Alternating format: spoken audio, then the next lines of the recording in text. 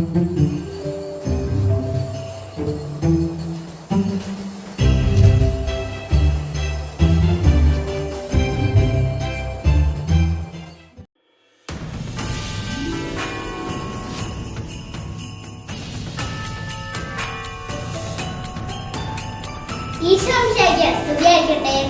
കിഴക്കുനിന്നെത്തിയ ജ്ഞാനികൾ കിഴക്കുനിന്നുള്ള നക്ഷത്രത്തെ ലക്ഷ്യമാക്കി ഉണ്ണിയേശുവിനെ ആരാധിക്കാൻ ജ്ഞാനികൾ പുറപ്പെടുന്നു. അത് നന്മയുടെ നക്ഷത്രമാണ്. ലോകത്തിലുള്ള ഏത് മനുഷ്യനും നന്മയുടെ നക്ഷത്രത്തെ പിന്തുടരേണ്ടവരാണ്. എങ്കിൽ മാത്രമേ ഈശോയുടെ ദേശത്തിൽ നമുക്ക് എത്തിച്ചേരാനാവൂ. തിന്മയുടെ കൂരിരുട്ടിൽ നിന്ന് പ്രകാശത്തിന്റെ തീരത്തെത്തുവാൻ നിത്യപ്രകാശമായി വന്ന ഈശോയെ നമുക്കും പിന്തുടരാം. ഈ തിരുവചനം നമുക്കും സ്വന്തമാക്കാം. യാക്കോബിൽ നിന്ന് ഒരു നക്ഷത്രം ഉദിക്കും.